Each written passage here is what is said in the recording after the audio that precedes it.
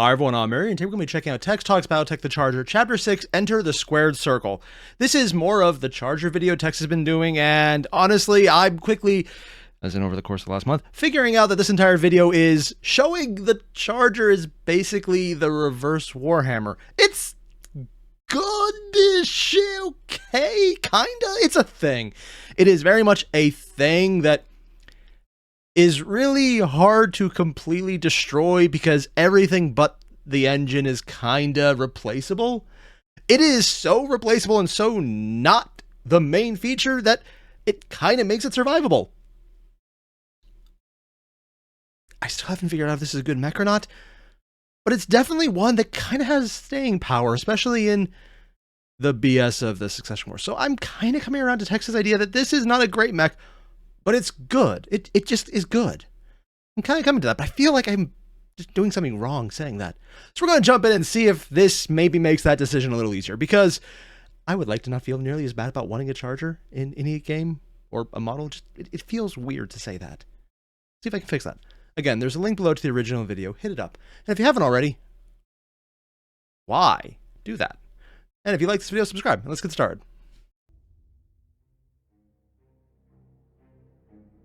Okay. Many recoil at the thought, but there is seldom such a thing as a fair fight. However, some people don't see a problem in having a fight against overwhelming odds. Some people, on faith, pure insanity, or balls, are willing. Okay, I got faith with Crusaders, but insanity and balls, I'm going with this as a pirate, but I feel like I'm missing a reference. Is that a specific pirate I should know, or considering he has a black beard? Is that just Blackbeard? It probably is. To roll those dice and see what lands where, because what's the worst that can happen? You're already there and the fight is now. And maybe running away sounds exhausting.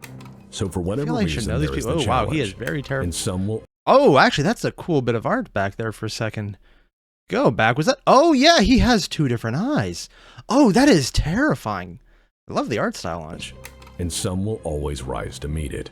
It shouldn't terribly surprise you that the Succession Wars had a lot of crazy. Yes. Showering warheads on populations like Mardi Gras beads. Succession Wars, where my earlier rants about dropping rocks was too kind.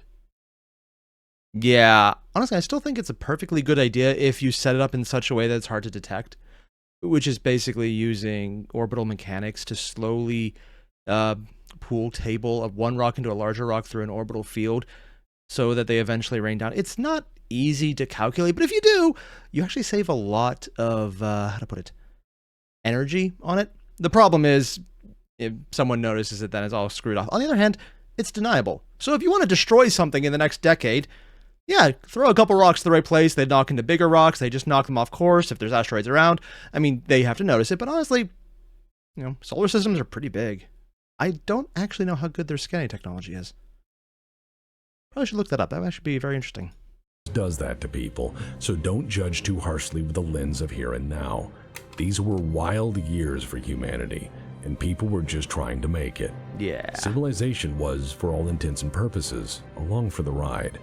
There was a civilization? The Succession Wars destroying starships, the dockyards, yards, and the continual raising of technology bases, the great armies on offense or defense had one option, really, with such catastrophic shortages of strategic material, which is... Okay, normally I geek out over these, but this is a very different design than I've seen anything else in Battletech. The only reason I'm thinking it's Battletech is because I kind of recognize the ship design, but even then, that's slightly different. I don't think I've seen something this square. It almost looks like something out of Halo instead of Battletech. If anyone knows what this is, I'm very curious. Let me know, please. I don't recognize the starship design. Make do. And without the surety of plentiful mech support, the ground forces of the Inner Sphere opened the old infantry manuals and went to work. Oh. Soon, everything to them was an artillery target, and everything bigger than 4 stacked bricks they pointed artillery at. Anything that looked like a... Wait, so the Succession Wars were artillery and infantry based? I mean, I thought that they were just really low on mechs, not that they went all the way back, just because give a mech a bunch of flamethrowers and you kind of got no more artillery. Oh, but yeah. On the other hand, they probably lost the mechs that could get there to do that fast enough, yeah. Huh. a mech, let alone a big one, got the full treatment, and any place that might hide life, they erased one fire support mission at a time. Yeah, why risk anything when you could just get rid of everything? Mechs weren't gone, but it was far easier to put a man or woman in boots than replace a honestly, smaller dropship, bigger and all of the subject more matter guns. experts that made it function. And full strategic mobilization does its own wonders to warfare. Interesting. So infantry did then what all infantry do when time gets hard. They dug a hole and they started stacking bodies. Yeah. If anything other than infantry. I can't read that. Roll away? I could read that. Damn. These weapons were their patron saints. The Demolisher, the SRM carrier. Okay, the SRM carrier. That is a scary-ass thing to fight regardless. It doesn't matter what century you're in.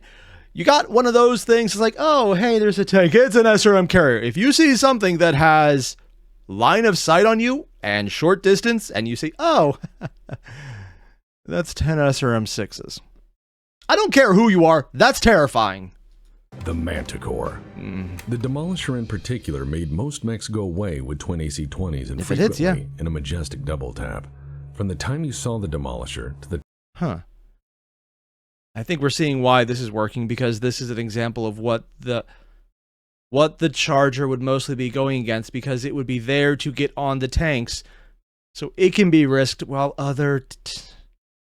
Okay, in this context, yeah, the Charger's big, reasonably fast, but incredibly armored and not really risking much except the armor, because as long as it survives, as opposed to some mechs where if it survives, that's great. If it lost its main weapon, it's useless. Its main weapon here is just being big and fast.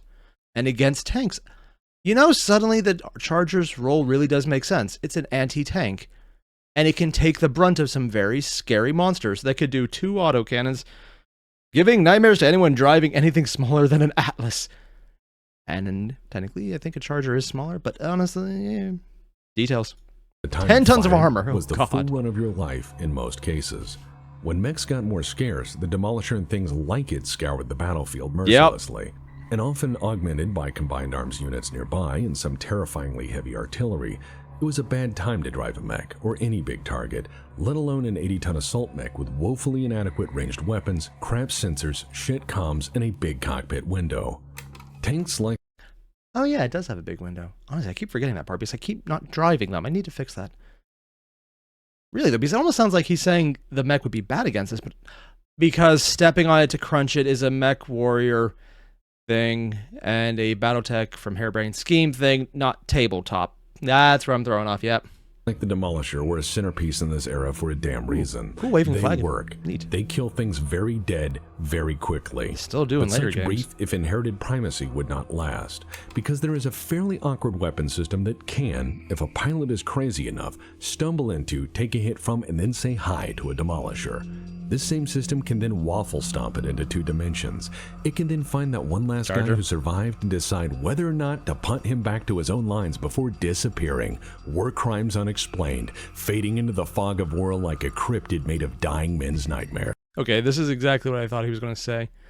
And it makes sense. The role of the Charger is to get rid of the small things that punch way above their weight class and could fuck up your other guys who could also punch above their weight class. It's already a high weight class.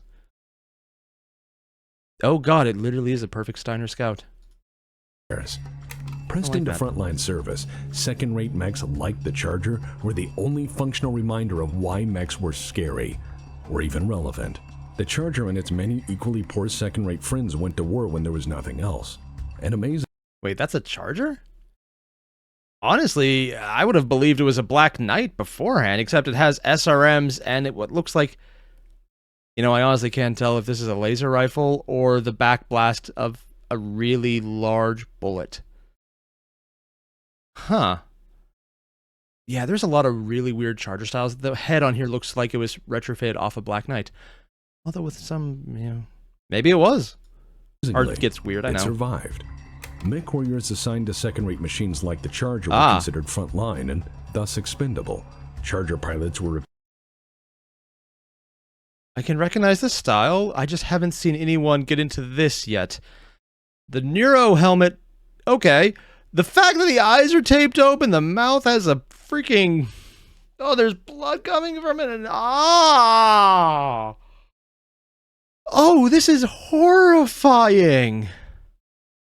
Ah, we're getting some Clockwork Orange vibes on this thing. And they have a radiator right next to his head. Huh, at least I think it's a radiator. For all I know, it could just be giving him soothing vibes of, you run, you die. Repeatedly run into guns, mechs, defenses, and naturally, most of the pilots did not come back. At least not the same as they had been before. Oh. The mechs, however, usually survived just fine. As far as why they were so consistently crazy, well, Succession Wars era pilots as a whole were a combination of alcohol poisoning, TBI scars, and a healthy dusting of alpha particle ash. If the notion of a functionally better battle mech crossed what... That is a very impressive shot. It is a headshot twice over. Well done. ...was left of their minds, it was folly to ever hope for a better tomorrow, let alone a desirable outcome. During the Succession Wars, they discovered, at the bottom of the strategic bucket, there are things you frequently overlook, like the Charger. Yeah. And they'll frequently do when there is nothing else. With the Succession Wars rapidly removing better choices, House Kirita bailed out the near-bankrupt Wells Technologies Kirita's the one who did bought their entire, unsold, previously unwanted stockpile of Chargers. They even made Wells build a line at Luthien to supposedly enhance and contribute to domestic mech industry. And considering they were a horribly managed company because they made the Charger in advance, that sounds like a very promising deal. They bought the entire stock of a company that went out of business because they made too much.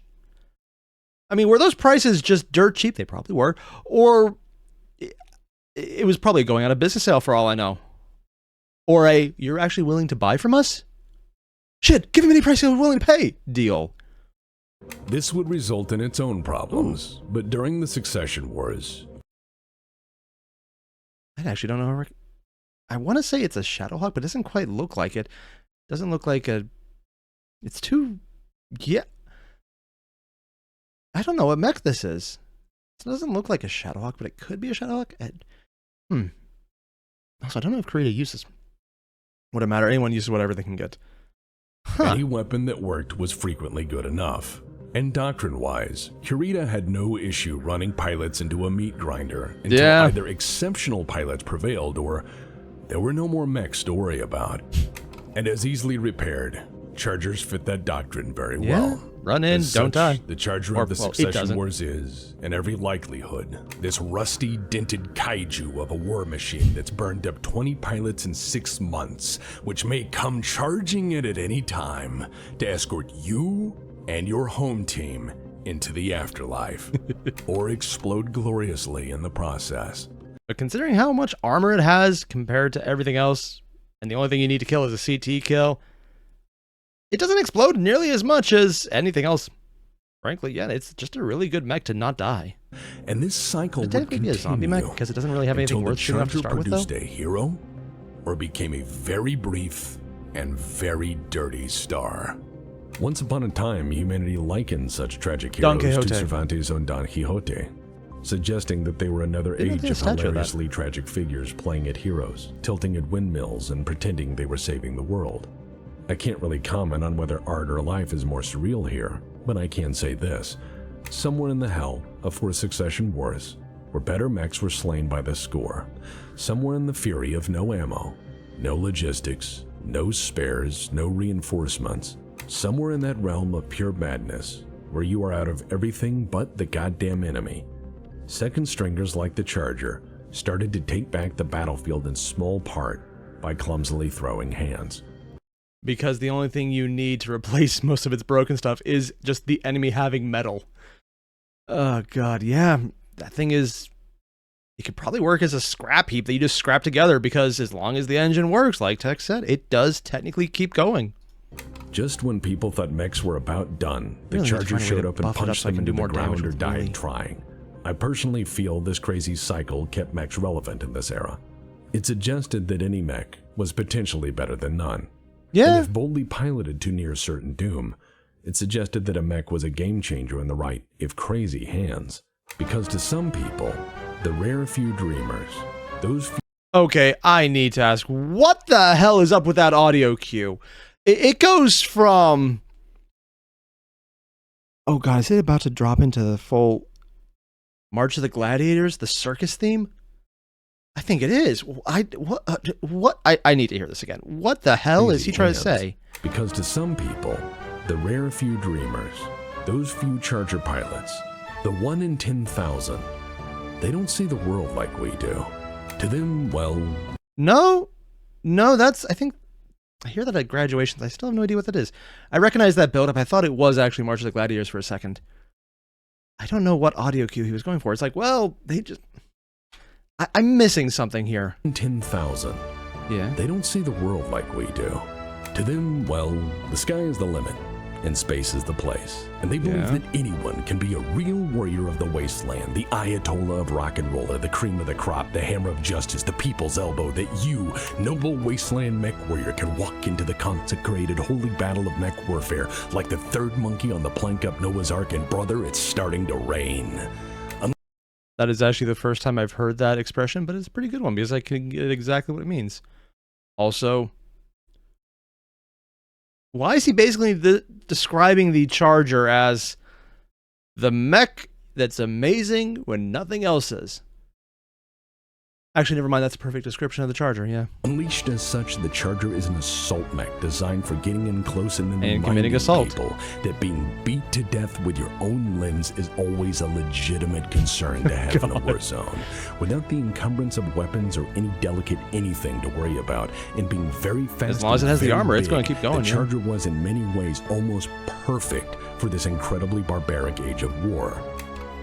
It is a tank when everything else is a glass cannon to some extent. Or a hybrid build, yeah. Still really wish it had more melee options. I know there's ways to give it swords and upgrades that do that later, but it just... The mech that was fast enough to chase down just about anything could absolutely, if the pilot were crazy enough, run around the battlefield punching things until they died, or everything else did.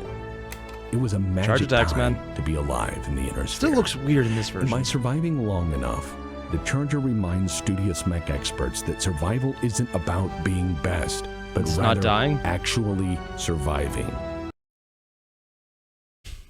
Oh my god. It's literally just like, hey, you guys got a problem with me? Oh my god, And still, this is way more armor than the Charger usually is because it has actual weapons. And, admittedly, quite a lot of small lasers. Oh, and even he's doing it! As well on this topic, I find that the Charger is maligned frequently by newer pilots as they experience the machine through limited simulations or simulators that expressly forbid melee combat, as though the modern mech warrior is too genteel. Is he talking about clanners? Because I didn't think there was a single inner sphere pilot anywhere who didn't do melee. He has to be talking clanners. Who would not do melee? I mean, yeah, clanners because assault at long range with all the DACA is literally a thing, but what? Inner sphere, that sounds weird. For such brutish pugilism. That or their employer doesn't want them to know that you can throw hands at 80 tons. And ugly as it is, awkward fistfights in the dark. Big hands. That kind of war that happens this one actually has when a you hand don't on have the better right next-gen anything because even food is hard to find. The kind of savage war when you're lucky to have a weapon, any weapon, at your disposal. Also, is this an unseen? It almost looks like a plane that they just stapled to a Mackey's body, actually. But with another freaking... I don't even know what that is on the arm. It looks like a gun, but I can't tell if it's laser or not. I do not recognize this mech, but I think I've seen something like it before. Disposal. It's a dirty way of war, shaped by the lack of material, rather than depending on its forever abundance. Yeah. It's a way of war where the only way to stop you is to kill you completely. Oh, I've seen this art the entire time as the thumbnail, but I just noticed there's another Charger just hiding over here watching. Oh, that is actually intimidating. The realization that multi-mission capable machines... It looks like someone took a dropship, miniaturized it, and decided to stick it into an awesome's torso with extra fins. Oh, this is weird. Jack and shit if they don't work, brought the military affairs people down into the mud. It showed people what war was outside a lecture hall. It showed people what war was when all the promises of uninterrupted supply chains and force integration gets tested by somebody who thinks all your plans are bullshit and has the army to back it up. The dark days of the Succession Wars reminded war planners of why... Is that a Mackie on bigger legs with oversized jump jets?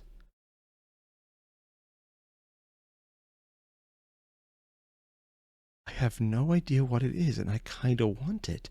But it looks like someone thought they wanted to upgun a Locust, so they didn't, and then they just put a Locust... what? I don't... Well, the more I look at this, the weirder it gets, because it has another set of jump jets, or what looks like it could be jump jets here, mounting on the other jump jets. Those look like actual jet engines, though, not just jump jets. And then it does just a small little gun. It looks like a flamethrower. What am I looking at? Is this like some kind of diluted fever dream mech? Mechs were necessary, even bad ones, so long as they worked most of the time. As far as the long-lasting effect of the conflicts in military planning, I will offer this. Though now largely blamed for proposing courses of action, procurement, force design, and operations plans that realistically burn several hundred generations of human progress to cinders, I estimate the generals on the line fared somewhat better than their soldiers. I need not remind most of you, because they're not the ones getting shot at. Medals you see on any house general's chest were, perhaps, once somebody's children. And sadly, there were a lot of medals in those years, but I would say a good number of them might have been Charger pilots trying to figure out how to make the damn thing work. And perhaps a few more were those who did. While removing its pilots from history by the score, the Charger survived. And because it survived, despite endless action throughout the Succession Wars, they started to upgrade the damn thing. Okay, I gotta go back a second. That is probably the absolute most intimidating art I've ever seen for the Charger. I mean, check it out. It's a small thing, but the chassis is a little longer, but when you lift up the arms and give it that much broader torso and the small little glow of the eyes, it's a tiny thing, but you can do it in painting pretty easily. Even I could do that. Not well, but I could. Emphasis on not well. But yeah, when you just see the arms coming up and they made the hand a lot bigger, this thing is actually shorter here. It really emphasizes the power on this thing just because it has that brutish look and the eye just glaring down. This is a very terrifying bit of art. And of course, that is a giant PPC in there, isn't there? That is a very big pile of not alive. Nice.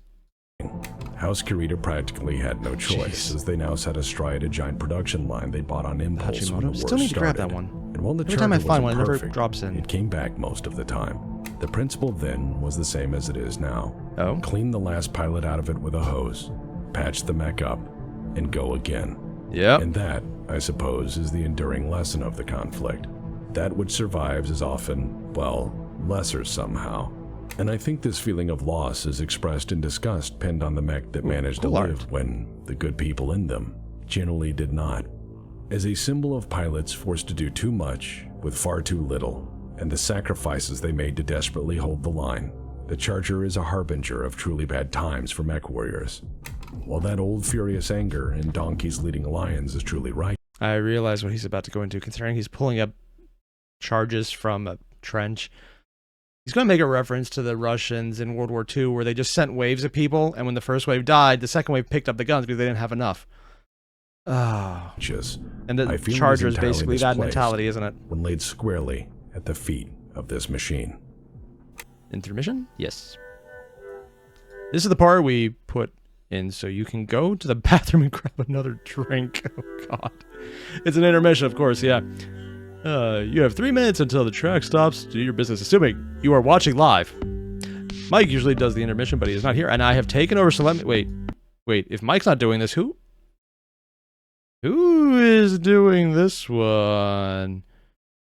Wow, there's a lot here. And okay, I have no idea who's doing this. After going through space, water just starts to look a little purple. Courtesy flush. Oh yeah, the Twitch channel. This is what happens, man. I don't even recognize that game. Commander Hatfield can verify that. He can say, oh, that's a person. That's their character. Purple. It's a normal thing. And you know, Lord British himself who went to space. This is, you see, obviously. See, he would know. Oh, this is really exactly. retro. I mean, who are we to question? Yeah. You know, he's like, from a bird's eye view. Lord British Richard Garriott. Is he actually typing South and West? What game is this? Surely. Sorry, I'm actually... Whoa. Mike streams oddball games with oddball guests. It's chill and pleasant stream, much like its host. It's funny because it's not Mike writing this, so it's someone else talking about. And if you can get enough of people streaming, then oh boy, do I have something neat for you. Head over to WBPL76 on Twitch. Wow, they're really recommending the library? Daily streams featuring daily Spectrum of Legion. I didn't realize it was daily. So Stag is your totem. He's Those your tabletop sessions. Your spiritual father and patron. And thanks to you guys putting an absurd amount of points into. Wait, is this D&D on a map in Google Maps? Kinfolk, Appalachia Sept. I have no idea what game this is. He can always tell where you are and always speak to you. Are they just drawing it? So he's basically like the hint option in the Sierra game. They're just drawing something on, aren't they? Like a bitch. I'm putting my points other places. Yeah, he's like the hint guy from the Sierra game. So you wait till you hear what he has to say. What? You should also know that if this episode has a fuck up or two, you can blame Huts Fandango. Tex and Mike pour their blood, sweat, and tears in these episodes. I can only hope to do right by their effort. I'm just going to throw this over there. Tex is the best boss. He pays me way too much I'll ever have. Wait. Oh, wow. I mean, I know they pay people. I just didn't realize how long were they paying other people and Tex still refused? Because I know he finally got talked into taking money, but this is an actual question. How long before he actually got paid?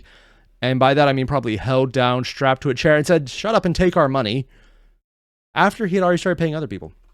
And that includes you too, even if it sounds sacred to say that. Oh, jeez. I like to think I've come a long way. The Legion has given me a chance to improve both as an editor and as a person. If I ever squander it, you can have my ball. Why would you say that? Again, you are the boss here too. Keep your balls. I don't want them. That is disturbing, sir. Okay, what else? Shit. Please don't give us your shit either. By the way, on this date, Diggs was born. Wish him a happy birthday. Oh, a bit late, but okay. Diggs, the birthday boy. Whoa. Also, Adolius is making a charger pack. Go buy it when it... Oh, god damn. His art looks good with full... Just the color on this thing. Wait, it's only $20? All of that is only $20? God damn. They're not charging enough then. I mean, it's only prints, but still. I should go do that. Jeez. And one more thing. Did you know Tex GM'd a game of Dark Heresy?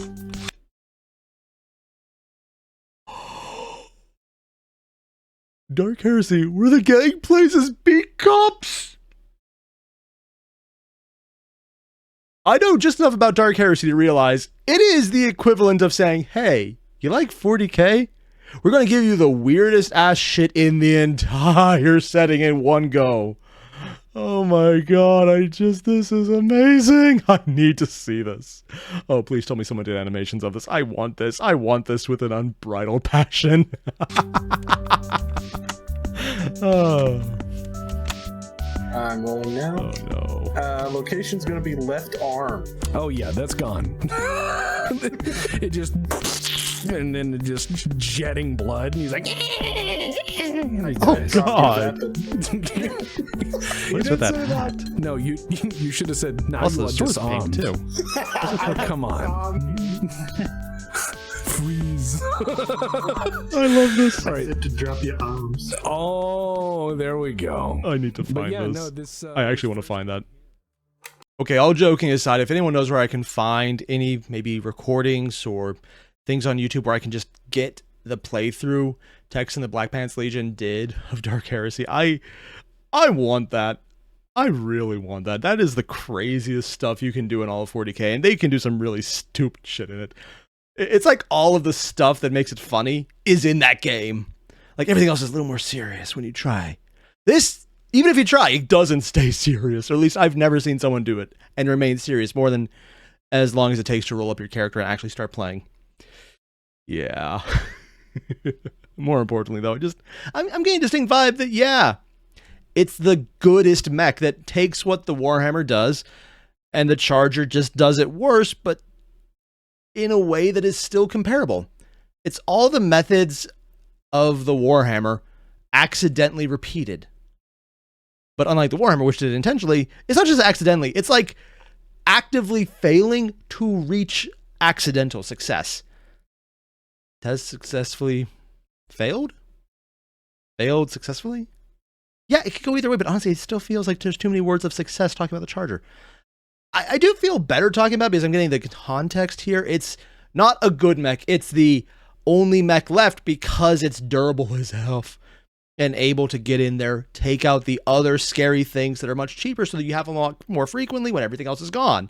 And most of the things that could just say, gone, are also gone themselves already. So this is a thing that lives. I get this, but it just... I want to see what comes of this more than anything else. I want to see what the Charger inspires, what comes after it, what kind of crazy shit happens. I know about the Hachimoto. I've never got to play it, and it still bugs me.